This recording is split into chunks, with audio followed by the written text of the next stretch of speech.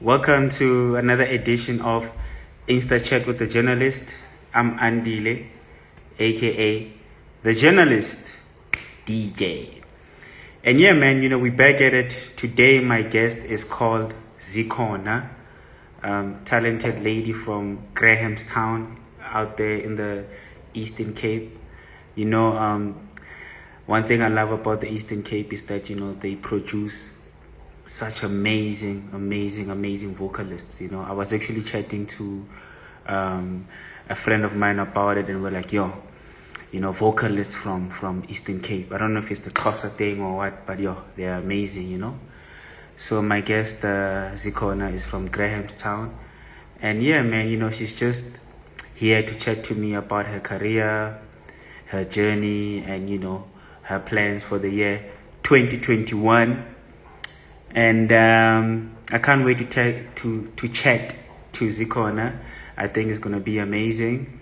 If you're new to this platform, like I said earlier on, my name is Andile, and on this platform, what we do is that, we document the dance culture in South Africa. So we talk to everybody that's involved in the movement, whether they are artists, DJs, rappers, or, whatever, as long as they contribute towards the dance music culture. And the platform has been around for a while now. And I can't wait to chat to Zikhona. I'm going to talk to her about, her childhood in Grahamstown. I'm going to chat to her about, being on Clash of the Choirs. She's also been on The Voice SA. And she's worked with like Cuebur, the Mogul, DJ Clark, so forth and so forth and so forth, as they say in Zikhona. Okay, here's Zikhona. So let's get the show on the road and let's get it cracking. You know what I mean? Just waiting for her to join in. Hello. Hi. How are you? Good, thanks. How are you? I'm awesome, man. Thank you so much for making time to chat to me today about your journey. Thank you guys for inviting me. Yeah. So, I was saying before you joined that, Eastern Cape has the sauce, man. People from Eastern Cape can sing, So which brings the question, like, how was it like, growing up in Grahamstown, in the Eastern Cape? Grahamstown. I'm actually in Grahamstown now as we speak. I spent most of my life in Grahamstown. I was born here. I've just always been used to living in a small town, I guess, small town life, but deep down I always knew that I would leave this town, eventually and just go beyond this province and explore other bigger cities and being exposed to television, media, everything that included me being influenced by what's going on in bigger cities, or even being inspired by other celebrities. I just always knew there's something bigger out there. But growing up in Eastern Cape has always kept me grounded, and just always remembering where I come from. It's so serene and peaceful down here, away from the noise. When I'm always home, it's just a good place to just, unwind, relax, and like being in Johannesburg. Yeah. But Grahamstown is not that sleepy though, because you guys have the arts festival there, which is like a big thing that that happens annually. Did that play a role in you becoming like an artist? The arts festival. Yes. Did it inspire you? So I used to perform actually. Once upon a time, I started. There's a relative of mine. He passed away now. But he started this local dance group in the township. And I would go by default. I kind of had to join the group because I was family, and every time during school holidays, because that's when the festival would happen, right, in July, because it's June, July, towards the end of June to July. And I'd always look forward to it because we do this thing called uklenza. So that's what our group would do, which is, it's traditional dancing. And that's when I knew how much I loved the stage, because I just loved to command the audience's response, and just, you know, watching their faces light up, you know, seeing these kids dance all over the place. And yeah, and then I grew up. I went to primary, I went to high school, and that's when I fell in love with singing as well. So I also got a chance to perform there with this other group I was part of called Blase Blah. I was a vocalist there. There were three of us. One guy was a hip hop, sort of like MC guy, and the other guy was a beatboxer. So we had this guy doing the beats, we had me singing, and then another guy rapping. And yeah, it was pretty fun. But that's one thing I loved about being in Grahamstown during the holidays, because I'd go to these shows. My family exposed me to jazz artists. So when a couple of them would come down the side to perform during the festival, I'd also get to watch them as well with my mom and dad. And it's always been, yeah, I think I've always been just exposed to arts basically my whole life. And you know, as I understand it, that art also, you know, it went beyond just you and your cousins, you know, performing at the festival or, you know, around your community. It took you to Europe as well. So can you tell me about that journey? Yeah. Going to Europe. Yeah. That was in matric. It was a high school choir tour. It would happen every year. And I only got the opportunity to go there when I was in matric.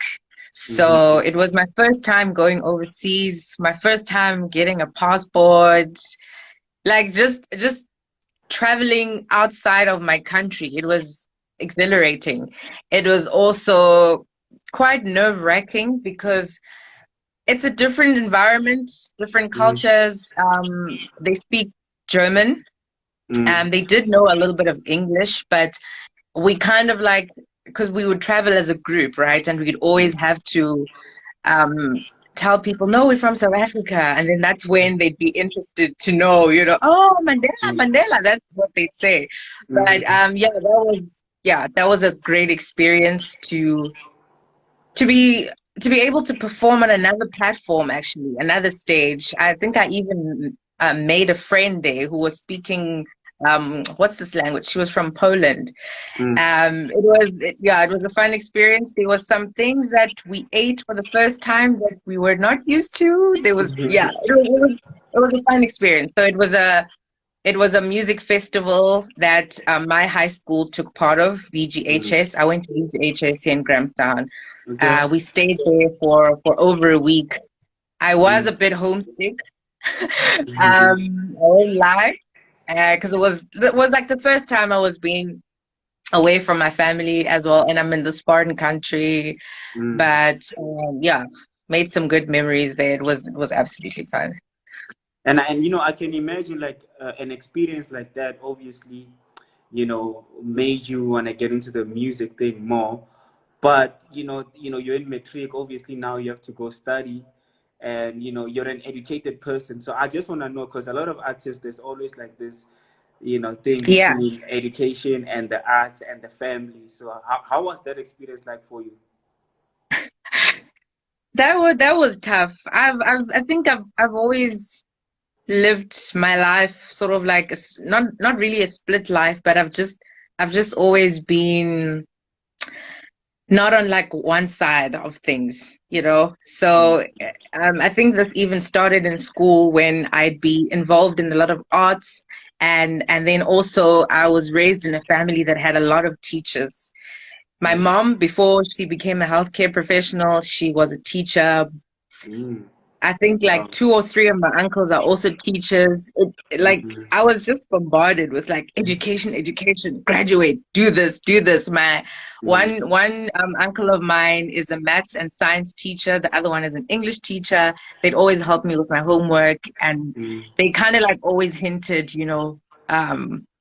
we want you to have like a PhD. We want you to go that far in terms of education.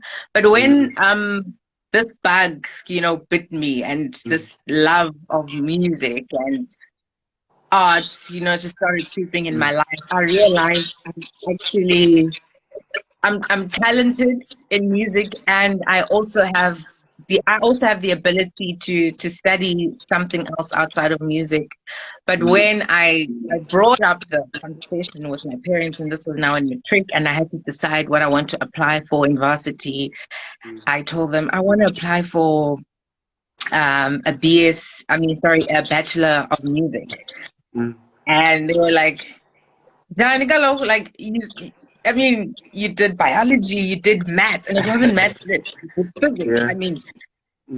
No, you can't be studying something that's God-given, that's a gift. Like, you can do that as a hobby.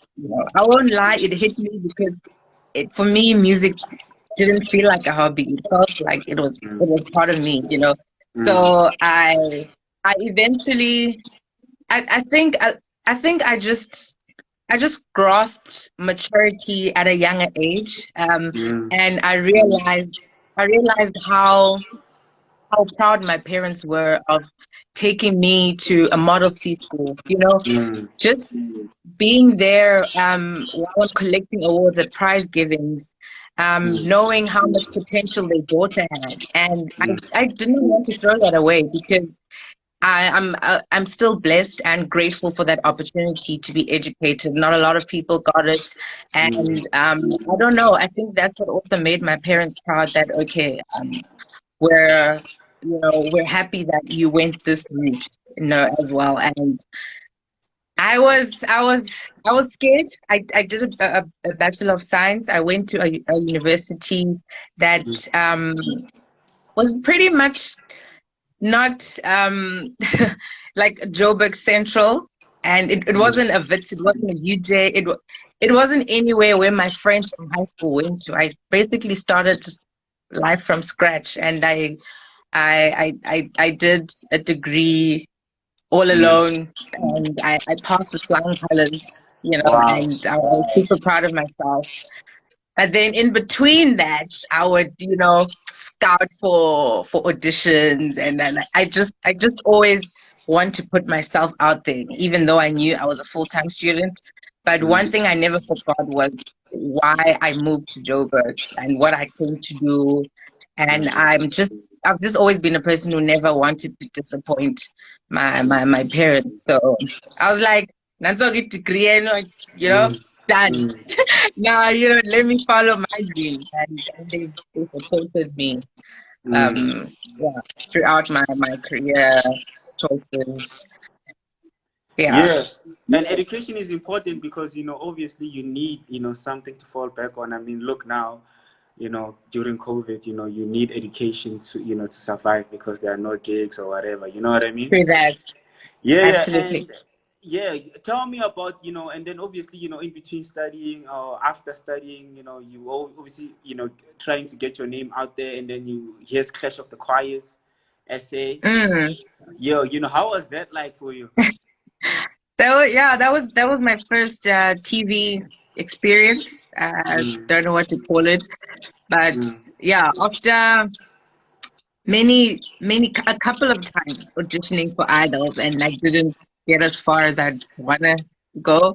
I auditioned for Clash of the Choirs. It's a singing competition that involved a group of singers. So each province would be represented by a judge or a conductor or mentor, and our mentor was Uzex Bandwini. So we represented the Gauteng because I had moved to Gauteng already now. So I was in Gauteng, and this was in first year. So I didn't tell my family that I went to an audition, and I got through to the final round. So Next thing, I'm telling them, yo, next week, tune in, Mzansi Magic. I'm on TV. What? How did you get there? And so yeah, they started watching, and until it got to a point where people had to vote, you know, for their favorite choir, and we made it to the top three final choirs out of the 7 that were represented in the show, and that was like my first proud like moment. It was a win for me. It felt like a win, even though we came third place. You know what I mean? And that's when I knew, because I did get a few solos as well, and that was my first time working with lights, camera. You know, standing in front of a judge, being told that this week you didn't do your best, because that's hard. You know, being told by someone else, I'm like, you can't even sing, like, you know what I mean? Yeah. So that's when it started. Yeah, that's when I started getting experience to being critiqued, and not in a negative way, but in an encouraging way, and knowing that I'm not going to be singing for Grahamstown people my whole life. I'm going to have to be out there, you know. People are going to, not everyone is going to like you, you know, and not everyone is going to support your style of singing or whatnot. So yeah, that was the experience. And luckily we shot those episodes when I was not writing exams or anything. So so I didn't miss school, basically. That's how lucky I got. Yeah, and I think that was the first taste of fame I got, my 15 seconds of fame. It was nice, because like a lot of Grahamstown people were, every time they'd see me, oh my God, like, I'm so proud of you. Yeah. Wow, and you know, it's a show, it's a choir show, it's a group of people. You know, the attention is not on you alone, and obviously, you said, you know, you got to do a bit of solos. And then you were like, yo, you took it a step further, and now you went for the Voice SA, where it's just like you now. You know, it's all about you on TV. Yeah, how was that experience? You know, obviously it was different from the, you know, Clash of the Choirs. It was way different. The Voice was all about you and your voice and nothing else, you know. And because being in a choir, even in high school, I was in choirs literally from like primary to high school, and I've just always been comfortable singing with other people, singing in a group. And yeah, the moment I got to audition, because even the audition process is different. You get to sing on a stage where the judges are not even looking at you. They're not even looking at your body language. They don't know what you look like. They're just listening to the voice, and you can only trust that. That's all you have. It's just you and your talent, basically. That was quite challenging. I also got surprised that Kahn turned for me so that I could be in his team, because initially I wanted to be in Lyra's team. I wanted to be coached by her. I just grew up listening to Lyra, and I thought I could like relate to her a lot. I didn't listen to a lot of Polito music. I would but yeah, that's just one of the things that was like a main highlight to me when I was on The Voice, that I shouldn't box myself before I even know what I'm capable of, because I immediately thought black female, you know, Afro pop, you know, South Africa's, you know, yeah, one of like your likes of Zonkers and whatnot. Like, I would relate to her and I would learn a lot from her, and not knowing that you know, another artist that is outside of the genre, outside of your race or your sound, could teach you even way more. So yeah, but to not make this any longer, but yeah, It's fine. We can talk. We've got time. I've learned a great deal of stuff about myself when I was on The Voice. I did not nail my rehearsal performances, by the way. My coach was always so worried. Mm, I had a lot of low self-esteem. mm, I kind of knew that I always had the, kuthiwa yintoni laa nto, that thing, of, mm, being on stage, entertaining people, the talent, but it just got so overwhelming, and I would like criticize myself. I would mm, um just like tell myself I was living in my head a lot, I'm like, I'm never gonna win this anyways. Like, why am I even bothering? And then all of these things were like clouding my head and were affecting the way I was performing, because I'm not there with my whole heart, So rehearsals were stress, and then there's choreography you need to learn, and I'm like, no, I'm used to sitting in my room, put my phone, record my 1 minute Instagram videos, post, go to sleep. Not this thing of yeah. now I must remember I was on this side of the stage, and Mm, and warming up. mm, So yeah, but when it got to the real performances, that's when I blew the crowd away. That's when I came alive. There's just something mm, about people watching me that, like, it just ignites a lot of adrenaline and a lot of excitement. So yeah, that was my experience. And as the competition progressed, and as I moved to each round, it got a little bit more personal, and now I want this title, mm, and now I'm realizing that I have like an entire province, cheering on for me. It's not even yeah. just about my hometown people. Mm, mm, It felt like I did not owe it to myself only, but I owed it to, I don't know, my peers, even, yeah. they were like a few friends of mine who I'd invite to the shows to come and watch me, and seeing Mm, their faces there, when they see me on stage, mm, yo, I'm proud of you.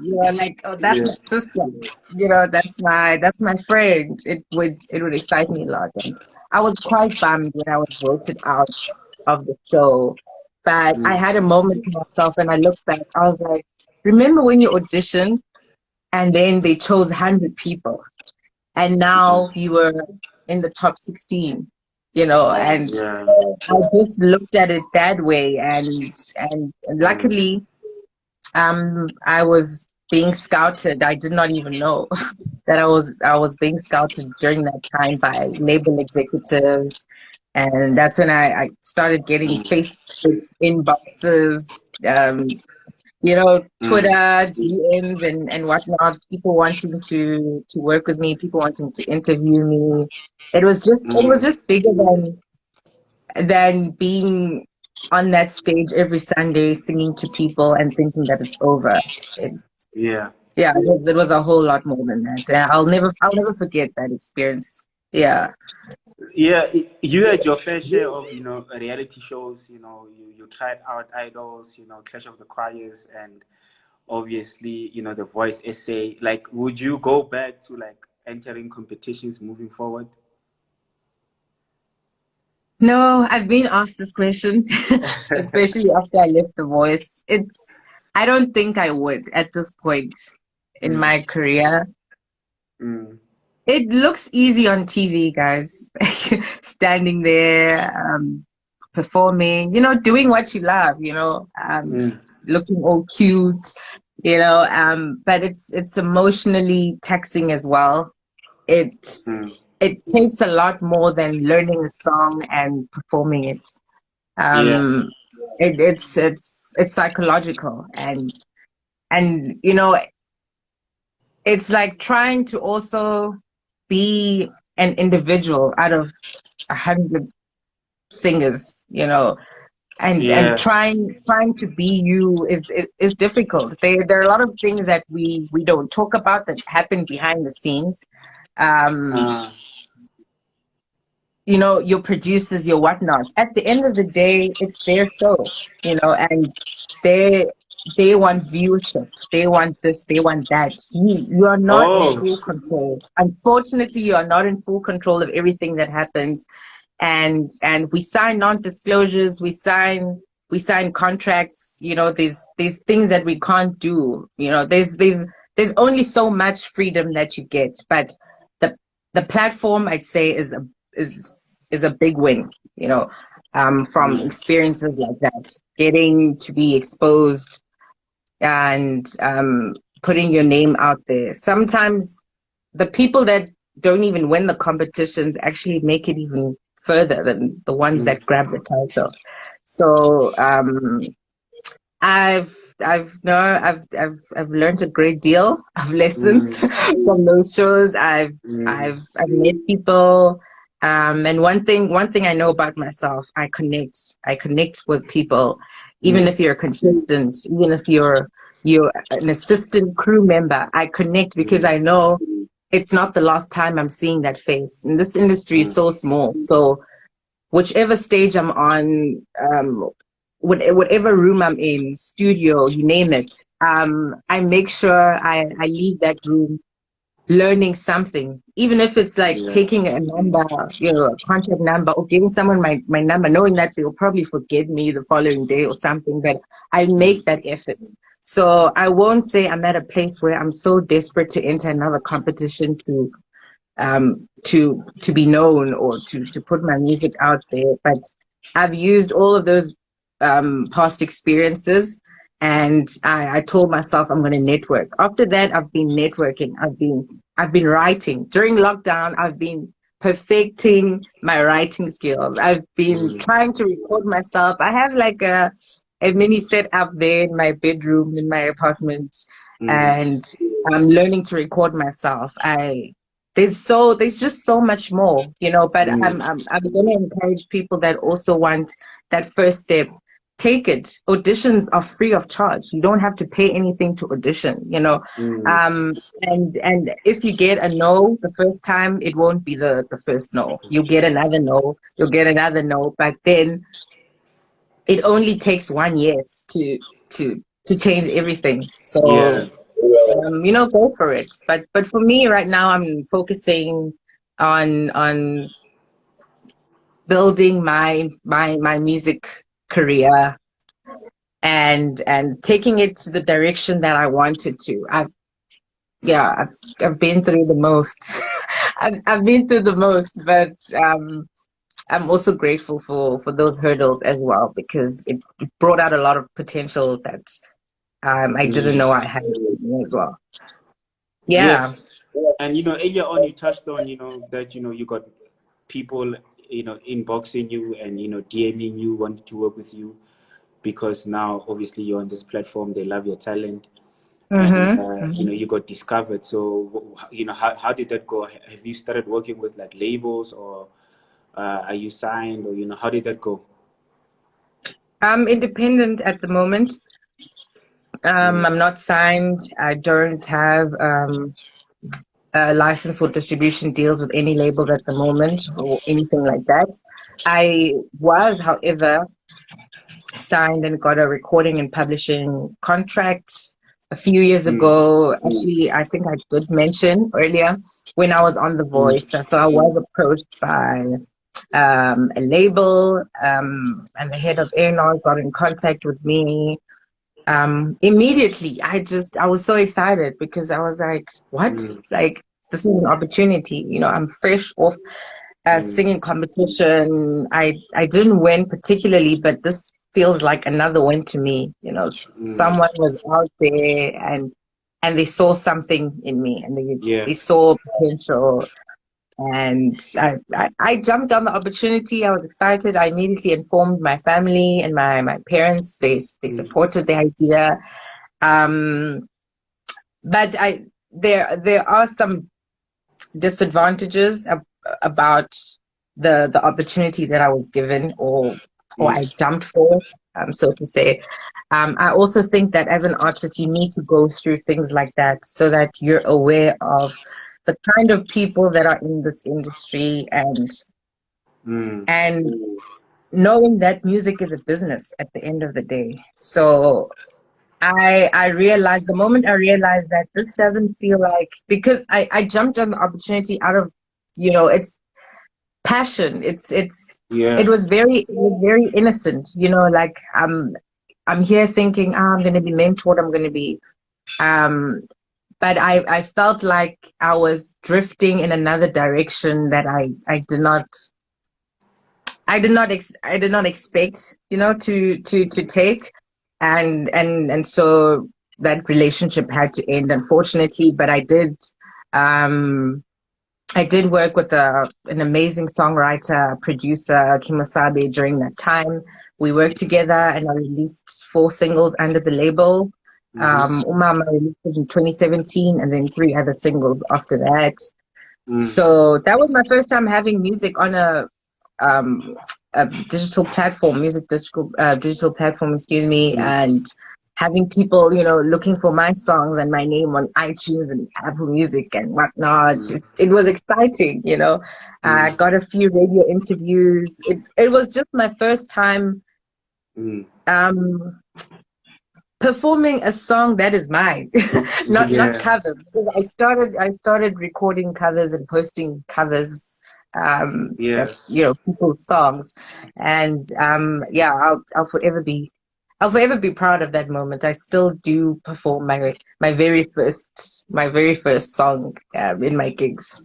Yeah. So and then as time went by, I met other producers, other DJs, and that's when I'd start getting, all these inboxes, or I'd happen to know one artist, and then I get introduced to another, and so that's how it happened. That's how I kind of grew my circle of musical influences around me. But yeah, the Yeah. hustle continues. How was it like working with Cuebur? I had him as Cuba, the guest on the show. Yeah. How was it like? amazing guy. Yeah. Yeah. Amazing guy. I think we've even grown to be like buddies now, and we're both nerds, we're geeks. They always make fun of us. So yeah, I met Cuba through another DJ, actually. I Mm. made him through DJ Chase. Mm. I went to a studio session with Chase the other day, and Cuba was just sitting there on his laptop, minding his business. And I'm like, I didn't know him. I'm like, what do you do? And he's like, I make music. And I'm like, I also make music. And yeah, so yeah, we started exchanging ideas then. Like he would randomly like send me something he's worked on, and then I'd head on over to his studio, record. Mm. Yeah, and then that's how Isogalam came alive. This Mm. is a song that I was featured on. He released an album last year. I think it was Mm. around July. Mm-hmm. Yeah, it's doing well. Mm. The love song, people love it. Yeah, working with Cuba has been amazing. He's also just not a producer, artist only. He also like kind of has guided me, because there's just different ways that sound engineers and producers work with. There's different ways that each and every one of them work with vocalists, Mm. and I learned different things from different people, and Gimnagi, I like to be hands on. So if we Mm. record, let's say we record like a verse or whatever, and then okay, obviously I'm going to listen, but I also want to like check out what he's doing on the interface, and Mm. and I just like to be involved. I don't want to like I don't like just rocking up in Mm. studio, sing, and then bounce, and then like do whatever with my voice, Mm. yeah, so he allows me that freedom to learn, and also like be involved with, like, I don't know, post production stuff as well. So yeah, pretty dope. Yeah. Yeah. Definitely not the last time I'm going to be working with him, because he also produced the hip hop single that I released last year Yeah. as well. Yeah. Yeah. Yeah. Yeah. Speaking of that, like, moving forward, what's your direction in terms of your sound? Ah, very, very tough question. Very, very tough question. And I think eventually I will have an answer for that when I drop my debut project this year, because I record vocals for house music, and when I'm not doing that, I'm writing my own music.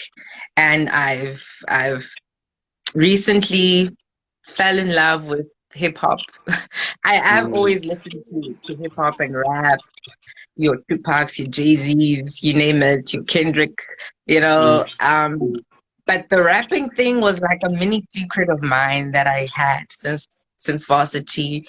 You know, in my room, I would like download these instrumentals and then just start freestyling, you know, and just start writing. And I was like, I actually enjoy this. And I realized that it comes off of me so easily. It's so easy to write. It's so easy because it's me expressing me, but it's also poetry. And I love poetry as well. So it's just a combination of both. But also, I'm like, I love singing though. So I'm not going to give up on that as well.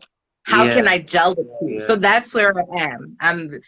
That's where I am. And I've just never been a person who just likes to box myself. I don't want to say I'm an Afro pop artist, because what if tomorrow I wake up and I feel like doing something else? You know, I personally think that's what art should be like. Art is about expressing, but I mean also, you know, people don't like to be confused. So that's where the challenge is. That's where the challenge is. I'm enjoying the journey though of discovering my sound. And yeah, we'll see as time goes. Oh, you can just have, you know, different names. You know, you can have a rap name, you can have an Afro. I can just have a rap name, you know, so that I can call myself Ziki G, or, you know, something. Yeah.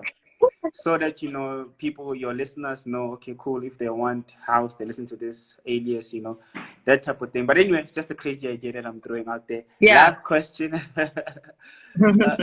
Last question. You know, you need to drop your debut project. Do you have I know it's a tricky question, but do you have an idea of, like, you know, the timeline when it might drop, or ideally when it's gonna drop? I feel like you want to know things here. Yeah. No. I don't have a timeline. I did not put a definite date to it, because I didn't want to rush the process. But I definitely have songs like that are more than an album even, because essentially I wanted to have an EP, and now I'm just sitting with these bunch of unreleased songs. Some are hip hop, some are R&B, some are like soulful, some are like house songs, and I'm just excited that I have so much material that I can take all the time I want, because I'm just a person who likes quality over quantity, you know. And the last drop I did was the song Ego. I dropped in June, and then apart from the single, I mean, the song I was featured in on Cuebur's album, but people are always like, dude, kudala ngoko, you know, like, you know, what's next? and I'm just like, don't worry, because when I come through, I'm coming with heat. You know, that's me. I don't just want to, like, because, you know, just for the sake of dropping something, you know, now I must drop something lukewarm. And I've never, by the way, FYI, I don't have any music videos out. I've never shot music videos. I want to direct my first music video as well. And yeah, there's just like a lot of exciting things I want to do this year, and I don't want to rush anything when there's absolutely no reason for me to. And this time around, I want to have a PR team as well that's gonna, you know, help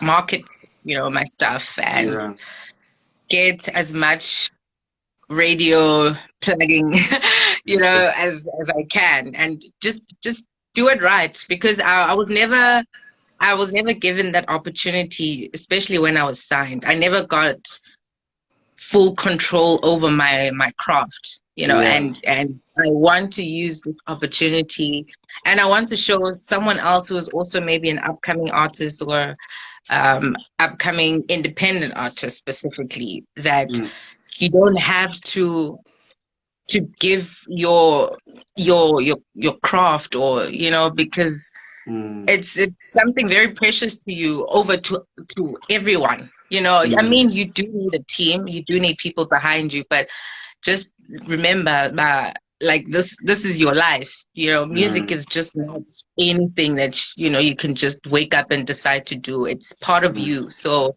nurture it, and as much as possible, be involved, be hands on. mm, And yeah, I think that's why it's taking a lot of time, because I'm very picky with mm. with with my creativity. So, but yeah, this year definitely dropping new things. Yeah. Fire. You Yeah. know, um, when you say you're very picky with your craft, it makes a lot of sense. And when I posted that I'll be interviewing you, a DJ reached out to me, a producer. It's like, yo, I wanna work with her. Can you, link me up? And I'm thinking now, yo, it's gonna be difficult for him because you're very picky. By the Yeah, way, yeah. last question: No. how do not up and coming, but how do DJs, reach out if they wanna work with you? Yeah, I mean, I'm not, like, difficult to reach. I have an email address on my IG as well. You can DM me. Also on Facebook. I'm not as active on Facebook as I should be. So I'd advise that on Instagram, hit me Mm, up in the DMs. I'll definitely, and send me like a link to your stuff, because people are always like, "Oh, I want to work with you," and they expect you to know what they do, you know. mm, And just like makes someone like excited to work with you.